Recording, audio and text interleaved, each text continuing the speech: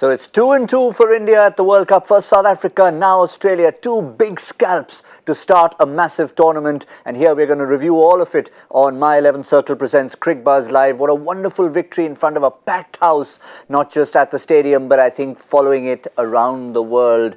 And yes, it's a rare league victory, I can tell you, because if you think of victories over Australia, you remember 2011 and that quarter-final. But in terms of league stages, not since 1987 have India registered a victory over Australia at this stage of a World Cup tournament.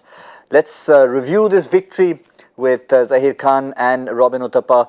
352 was always going to be a comfortable cushion, but Australia pushed them. But I think India didn't mind being pushed because they had to bowl and field well, and they did.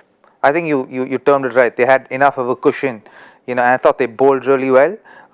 Especially the fast bowlers bowled extremely well at the top 15 overs, and then well supported by our spinners as well. And I was very happy to see Bhuvi getting wickets, getting 3 for 50 and going off at only 5 runs and over. I think that was fantastic for India. Certainly have. I mean, overall, as a bowling unit, they'd be happy with it. Maybe they tell themselves 20-30 runs less, but nonetheless, the cushion was important again. They'll be very happy with it because for the simple fact that they looked in control throughout the game, like you look at the bowling as well. Even if they didn't get those wickets which we were talking about, those first 2 wickets overseas conditions which they've been ticking that box so nicely, today that didn't happen. But at no stage they looked like they were rushed. They were the bowling side which were ticking many boxes. They were very disciplined, and the fact that the conditions after winning the toss, batting first, there was a perfect call. Utilizing these conditions in the second innings, I think you have to give it to the spinners as well, who controlled the game in the middle phase beautifully. And then for someone like Bhuvneshwar, who took those 2 wickets at the back end of the innings when it really mattered, when they were looking to take that charge, and things looked like, oh, maybe is it heading towards that kind of a finish. And Bumrah had gone for a few at the other end. Absolutely, but I mean, that was expected, but I think what happened was Australian batsmen left too much work to do too late. So it was a scenario where the runs required were too many. The intent in the middle overs was not shown, even though they were getting those partnerships. What Australians did well was making sure that the start was good.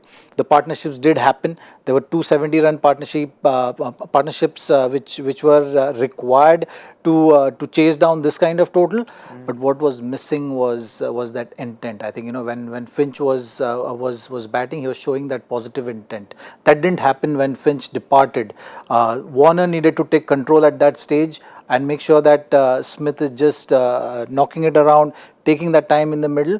But that aggressive intent in the middle phase was missing, and that's why they couldn't really get on top of Indian spinners in the middle overs. And I felt Hardik Pandya was another bowler, who stood up. I think today it was important that once you get that kind of a start from Bumrah and Bhuvi, to then later on, to back it up, to create that stage where Chahal comes in that ideal scenario, isn't it? Virat has been banking on that fact that, Chahal comes in around closer to 20th over and not bowling too soon. In which case, Chahal would have bowled soon when bowlers were under pressure and he had to bring his best bowler. But I think on the whole, Virat Kohli was superb with, rotation of the bowlers. He was just, so to me, that was the highlight of the match. Like, ticking that box of winning the toss, batting first, positive move, having a clinical performance with the bat, top 3 contributing, putting pressure on bowlers, and then bowlers coming in and doing that job so beautifully with the discipline which was required, keeping the calm, holding the nerves, and making sure that each individual does that job well. Energy in the field was also fantastic. Certainly was, but that phase Zaheer Khan referred to, I think it's worth just holding on to that for a moment, because when David Warner got out, already they had got a little bit stuck earlier, and then that phase between 26 and 35, the early part of that was just after Warner departed. It might say 53 for no loss, but the point is, even though they didn't lose wickets, they just didn't get enough runs there. And because of that, they left themselves 166 in the last 15. That's the phase. If they could have got another 30 runs, the fact that they didn't lose wickets meant that they would have been chasing 135 in the last 15, which is eminently gettable. It is, but I think where they missed the trick was the first 15 overs. I thought David Warner wasn't able to get going after the bowling after a certain point in time. As an opening batsman, chasing that much, you want to look at giving yourself a little bit of a base to say, okay, I'm in now. Now I can go after the bowlers. But he wasn't able to do that. Even in the previous game against against Afghanistan, he really took his time and batted out a lot of balls. But he didn't look like the bat was just flowing and he was in a zone or he was getting to that zone. We felt in the last game that he was probably building up to it, but today I think is a testimony to the fact that he's just not finding it, but he's in search of it, and he wasn't all there. And I think that was the difference. Today he scored 53 of 84 balls, 56 of 84 balls. Under normal circumstances, even if he played 84 balls, he would have been at the worst about 65. It wouldn't be much. It wouldn't be more than that. And even if that was the case, towards the end, that could have been the difference. And I also think that Maxwell kind of missed a trick there. I think he panicked a little too soon after Stoinis' wicket. He didn't, and Alex Carey had just come into bat. He hadn't seen. He probably didn't have enough faith in Alex Carey at that point in time. Maybe that's why I felt he missed a trick. But in case he did see off that over from Chahal, maybe they were in with a chance. But credit must be given to Chahal. He got two important wickets in the form of Warner and in the form of Maxwell, which But since we are sticking to the Australian point of view, in hindsight, I know they were looking to go just like India did, first for 10 overs, then that consolidation, and then the chase at the end. Yes, they left themselves too many. In hindsight, would they have preferred to have sent Maxwell further up, given that you have Carey down? Not at all. I think they approached the innings in a good fashion, with just one trick missing. There had to be one guy in every partnership who is looking to be positive, who is taking the attack to the opposition. And the other guy, once the aggressor departs, then the set batsman who is already in becomes the aggressor. has to take that responsibility of being aggressive, because he's been there for a while. I think that's the trick which they missed. I think they overanalyzed the wicket as well, because they are expecting the wicket to slow down, and even if the wicket was helping spinners a bit, but there was no one really putting that pressure. You have to alter the length as well. If you don't attack the bowler, he gets comfortable just doing the right thing. How do you get someone off track? By putting that pressure, by showing that intent, and that's where you get those one or two loose balls which you can capitalize on. Which was that's the only trick missing, because you look at the stack up and you look at the way at the back end of the innings, how Maxwell also walked in and could put pressure, how Carey could put pressure on the bowlers, but there were just too many to get at that stage, and your main bowlers were bowling. So if you the fact that Maxwell also had to go after Chahal at that stage, the point which you're making, you look at the last 10 overs, you had 4 overs of Bumrah. You had 3 overs of Bhuvneshwar, you had 2 overs of Chahal, and you had 1 overs option between Hardik and Kuldeep. So that's something, that's something which I liked. As a captain, you had all your resources there, your main bowlers, which you can rotate around. So you don't have to bowl Bumrah 4 overs in a row. In 10 overs, you can split those overs as well and attack with Bumrah up front. So even if Maxwell was staying there for another over or so, you would have seen Bumrah coming back, using those into the wicket slower ones, which Bhuvi also used beautifully.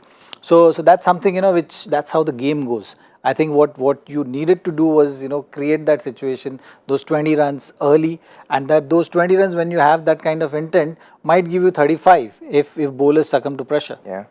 Very interesting that Zaheer Khan mentioned that, because that intent we talked about in partnerships happened in a very strange format, and I use the word strange, when India batted, and that's what helped India. Virat Kohli, every single one of his partnerships today, he was the junior partner, and which is what I think, not just as captain, but his batting sense told him that even though I'm Virat Kohli, if the guy at the other end is scoring, why not? And that's what I think Australia missed. They missed that one person in the partnership to be the senior partner. And imagine Virat, 4 partnerships, each time he was outscored.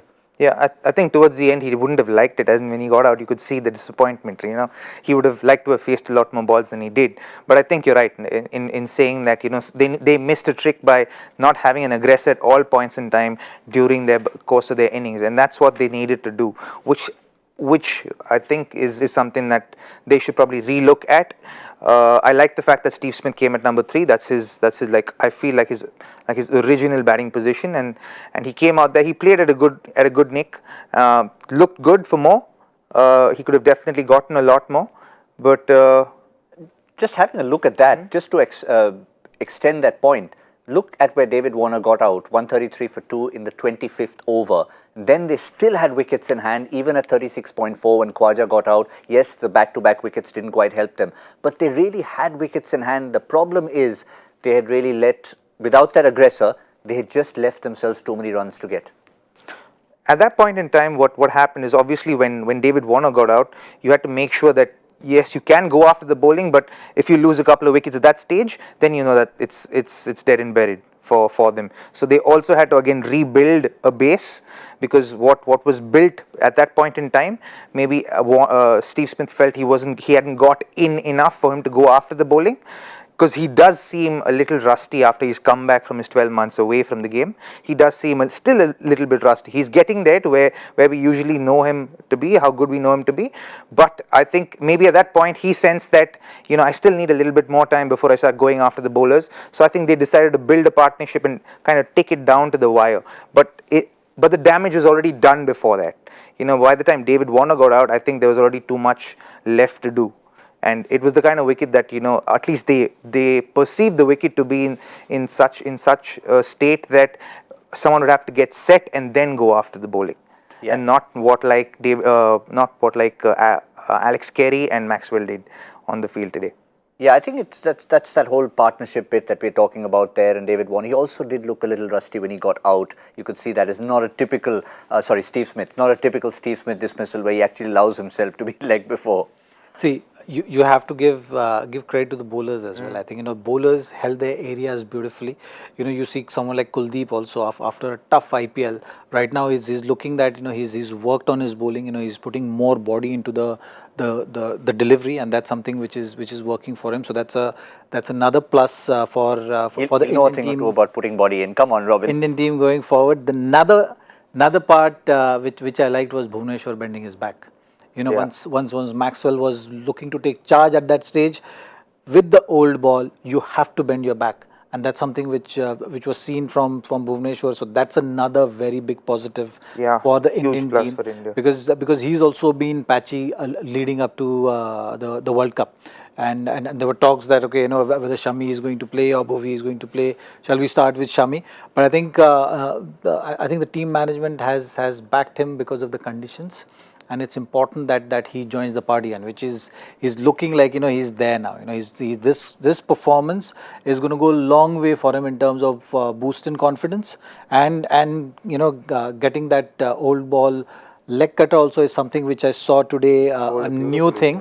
Bhuvi doesn't normally bowls that leg cutter which got him wicket. So all in all, I think Indian bowlers, they understood the scenario, they understood the situation, they stuck to the plan, they kept things simple, and that's something which has worked for them, and they backed themselves to keep on bowling those areas, and the pressure which was created by all the bowlers, you can say Australian batsmen today succumbed to that. They didn't have answers. He had a plan B, Robin, as someone who's faced him a bit, especially in the IPL. There are times when he gets that prodigious swing early on, but there are times when he doesn't, and when he doesn't, if he has a plan B, he's that much more of a complete bowler. Well, yeah, he's an extremely intelligent bowler. Bhuvi is someone who's got his wits about himself. But I think Bhuvi's performances over the last couple of games is a byproduct of the faith that Virat has entrusted onto him. Virat could have easily gone with Shami on current form, but he backed his main bowler who's delivered for him over the last 2 or 3 years. And that faith is being reposed by Bhuvi, by putting a lot more into the ball when he's bowling with the older ball. So I think credit must be given to Virat as well for entrusting him, for putting faith in Bhuvi the way he has, and I think that has also brought out the best out of Bhuvi, which is fantastic. And I think like Zach was saying, is a huge positive for India going forward into this tournament. And Aaron Finch has acknowledged that after the game that yes, I mean, you can always talk about someone's form being a little patchy, but he said India bowled well to David Warner, and I think that's a key acknowledgement from the opposition captain. Absolutely, and that's something which everyone needs to just appreciate, Yeah. because I think Today's wicket was very good to bat on.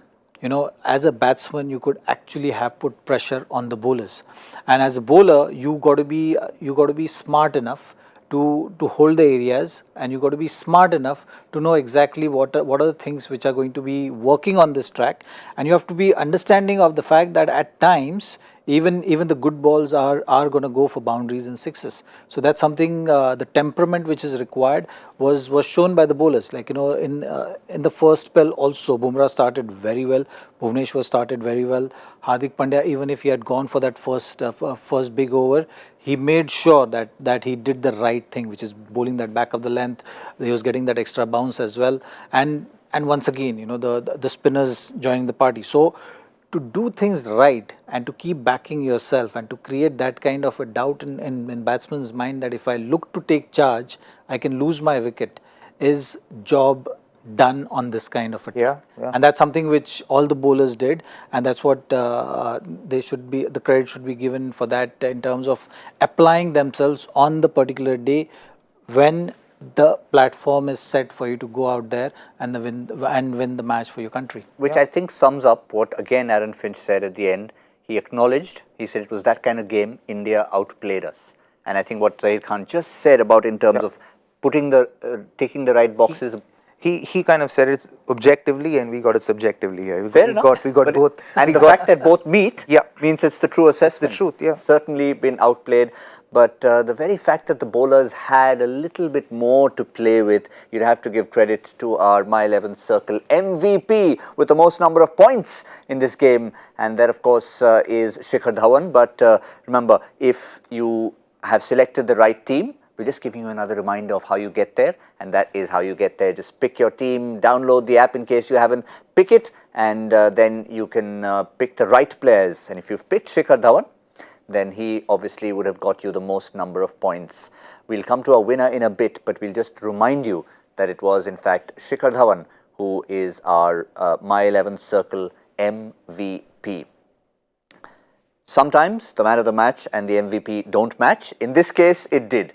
117 of 109 balls, unfortunately got a little hit on the finger, so he had to watch that fabulous fielding performance from India from the dressing room.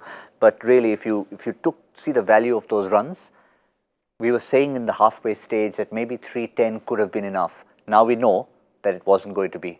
Yeah, it wasn't going. Yeah, definitely wasn't going to be. I think that innings is invaluable.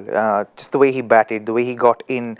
He's not the kind of batsman who likes to give 5 or 7 overs to the bowlers. But to do that, to go against his grain, and to actually do that, and then start expressing himself.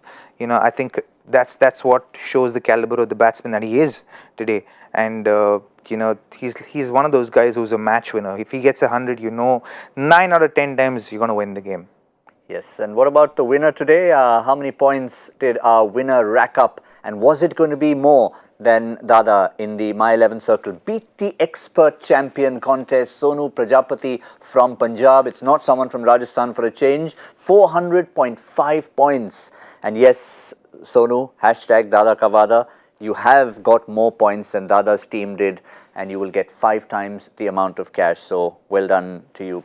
So great to celebrate India's win over Australia. Let's just show you the points table before we move forward. And this is where things stand for India with victories over South Africa and victories over Australia. Well, it's still not top of the table because we've only played 2 games, but it's 2 out of 2, 4 points. Only teams ahead of India are England with 4 points and a better net run rate, and New Zealand, who of course have a perfect record at this stage. Australia still, despite the loss, haven't fallen too far back in the top 4. And you reckon with the way the top 4 are, that just might end up being the top 4 in terms of the semi-finals. India, England, Australia, and we were all searching for that 4th team. Could it be New Zealand? But we won't speculate at the moment because it's a long tournament and a long way to go. For now, we are just focusing 24 hours ahead. It's the next game. It's going to be a fascinating contest, I can tell you, from Southampton between South Africa and the West Indies. The beleaguered South Africans, oh boy, they are looking to every little bit of inspiration. Without Steyn, without Lungisani and Gidi, they will really have to step up their game against the West Indies, who despite the loss against Australia will be very confident. So you'd have to say early days that West Indies would start that 1 favourites. Yeah, but if the match happens, we've been hearing that there's a huge cloud cover on top, and it could be washed off. But if it doesn't, yeah, they definitely start as favourites. They go into the game with a proper full side without any injuries, with everything going well for them. I think the last game is probably a blip, but you kind of anticipate that with West Indies from time to time. But I definitely think against South Africa they're going in favourites tomorrow. Yeah, let's have a look at the squads first, and we'll start with the West Indies since we've mentioned them first.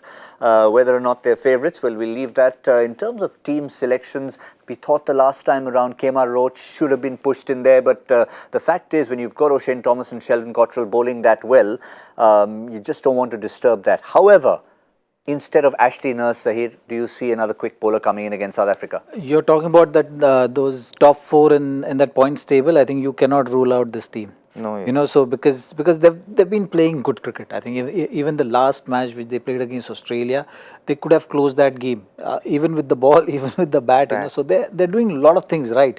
What they couldn't do in the last game is that adapt to the game as it moved along. That's something which was missing from them.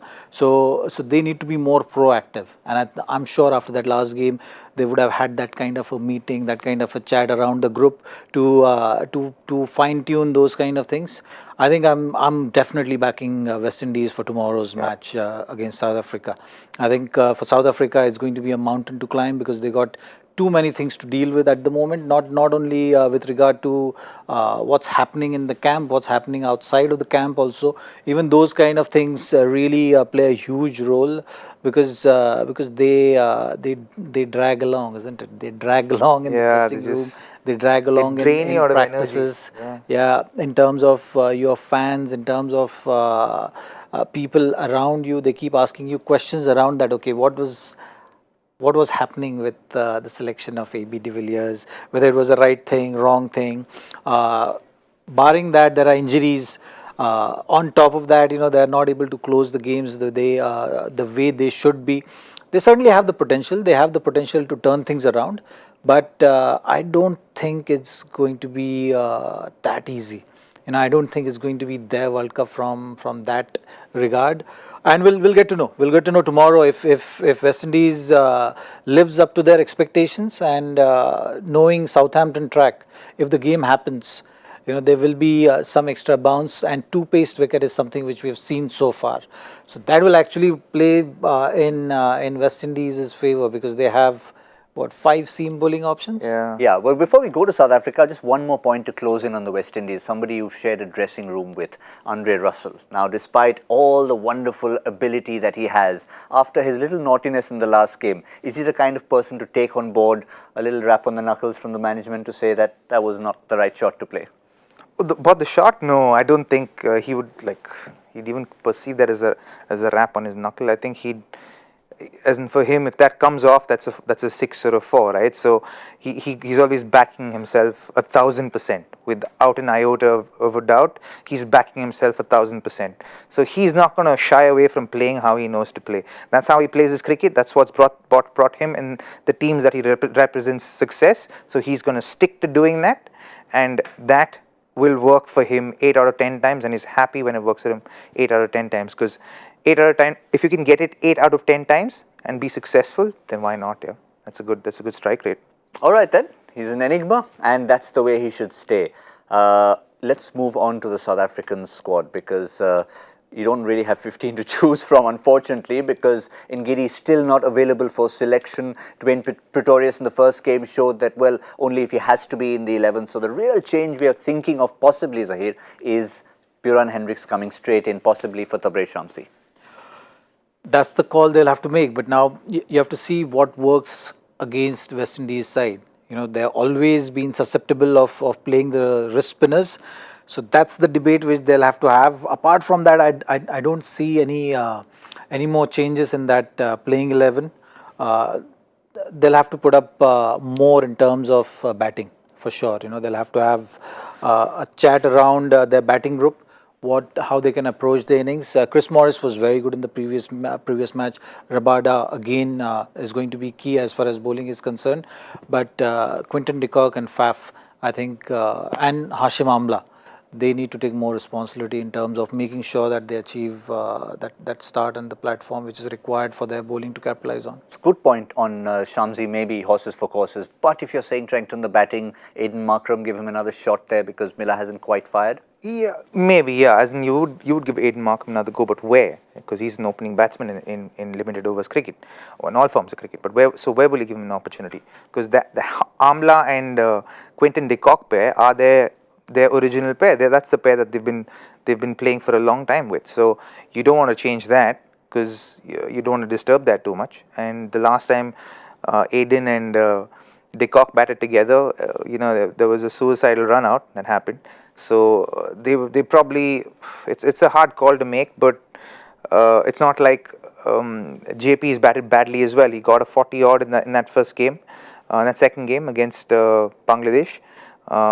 So I'm quite confused as to what they're going to play. But I definitely think, in my view, I don't think Shamsi will play because I think, with all due respect, he'd be taken all over the park because they'll be eyeing someone like Shamsi. Someone to give them a little bit of air, something slightly slow through the air. Because I know for a fact that Chris Gayle will target one bowler in every team. He's going to target one bowler in every team. And that could, if Shamsi is playing, that might as well be Shamsi. Yeah, and you don't want to. I mean, I think the Southampton City Council would also be careful because not too far from the ground is the Titanic Museum, which they're very careful about. They like to handle it with kid gloves. So you don't want the West Indian hard hitters to go and having balls raining into that Titanic Museum from there.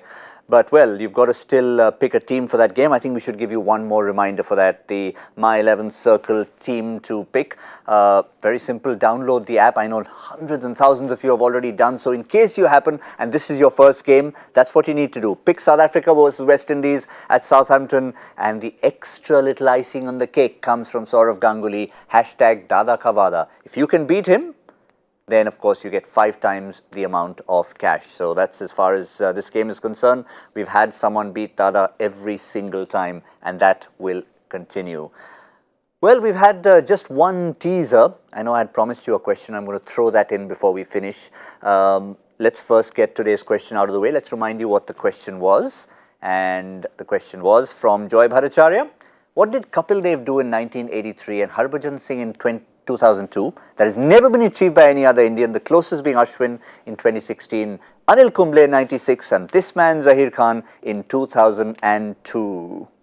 And the answer is taken 100 international wickets, Test, ODI, T20I in a calendar year. I can tell you one thing, Zaheer, someone fancies your batting because one of the answers I saw on hashtag Cricbuzz Live was hit 5 sixes in an over.